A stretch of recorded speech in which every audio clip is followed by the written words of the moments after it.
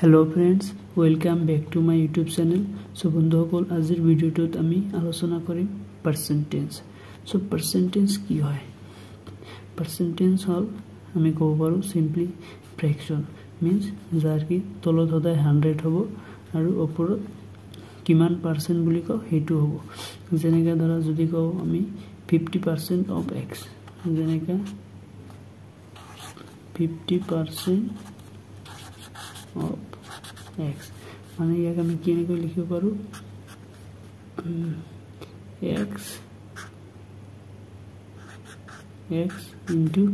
50% মানে কি হ'ব তেনে তলত 100 যাব আৰু ওপৰত 50 ইয়াক আমি এতিয়া কটাকটিব পাৰো যেনে এই শূন্য ক্যান্সেল যাব 5 के पास 5 2 10 तो ইয়াক আমি কি লিখিব পাৰো x/2 সো এতিয়া পাৰ্সেন্টেজ আমি ফ্ৰ্যাকশনৰ পৰা পাৰ্সেন্টেজ লৈকে কনভাৰ্ট কৰিব পাৰো তাৰ পিছত আকৌ আমি পয়েন্টৰ পৰা পাৰ্সেন্টেজ লৈকে কনভাৰ্ট কৰিব পাৰো সো কেনেকা যেতিয়া তেমানে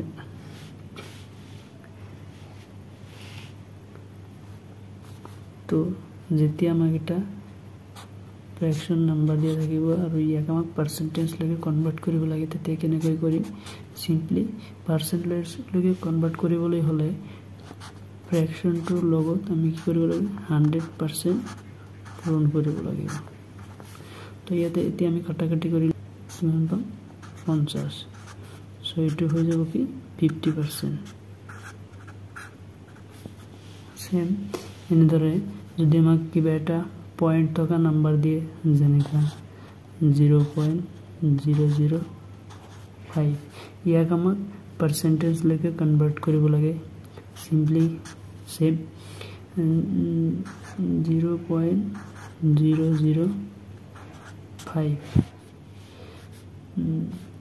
ইয়াৰ পৰা যদি আমি দশমিকটো উঠাই দিব লাগে তেতিয়া হলে কি কৰিব লাগিব তলত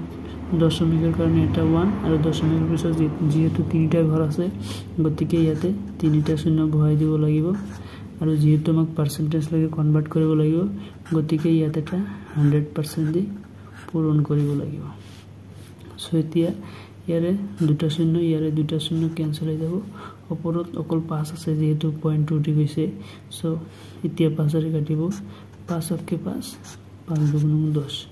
সো এটো কিমান হৈ গল 1/2 তেনেহলে কি 1/2% আকৌ যেতিয়া আমাক ৰেশিও দিয়া থাকে আৰু পাৰ্সেন্টেজ লৈকে কনভাৰ্ট কৰিব লাগে তেতিয়া কেনেকৈ কৰিম সোৱা যেনেকা দিয়া আছে 2:5 ৰেশিও দিয়া আছে তো এটো আমি কি কৰিব লাগিব ফাৰ্স্ট ৰেশিওটো আমি 2/5 এনেকৈ লিখিব পাৰো আকৌ এতিয়া আমাক পাৰ্সেন্টেজ লৈকে কনভাৰ্ট কৰিবলৈ হলে 2/5 ৰ লগত এটা আমি 100% দি পূৰণ কৰিব লাগিব সো এতিয়া এখিনি কটাকটি কৰা 5 के पास 5 20 100 আকৌ এই 20 ৰ লগত 2 পূৰণ কৰিলে 2 20 40 হৈ যাব তো এটো কি হৈ যাব গৈ 40% আকৌ এইখিনি যদি আকৌ আমাক পার্সেন্টেজত দিয়া থাকে আৰু আমাক পাৰ্সেন্টেজত কিবা এটা পাৰ্সেন্টেজ দিয়া আছে আৰু হেতু আমাক ফ্ৰैक्शन লৈকে কনভাৰ্ট কৰিব লাগে বা পয়েন্ট লৈকে কনভাৰ্ট কৰিব লাগে আৰু ৰেশিও লৈকে কনভাৰ্ট কৰিব লাগে কেনেকৈ কৰিব লাগে আমি সোনকালে দেখুৱাই দি আছো যেনেকা আমাক নাম্বাৰ এটা দি আছে 30% আৰু এটো আমাক ফ্ৰैक्शन লৈকে কনভাৰ্ট কৰিব লাগে সো এটো কেনেকৈ কৰিব পাৰি পাৰ্সেন্টক আমি কেনেকৈ লিখিব পাৰি যেনেকা 30% আছে যদি তেতিয়া হলে আমি লিখিব পাৰি 30/100 এনেকৈ লিখি আমি ইয়াক সেভ কাটাকাটি কৰিলে হৈ যাব এটো শূন্য ক্যান্সেল আৰু ওপৰত এতিয়া কি হৈ গল 3/10 এটো হৈ গল ফ্ৰैक्शन এতিয়া আমাক ধৰা কিবা এটা পাৰ্সেন্টেজ দিয়া আছে যেনেকা 60% দিয়া আছে আৰু ইয়াক আমাক কি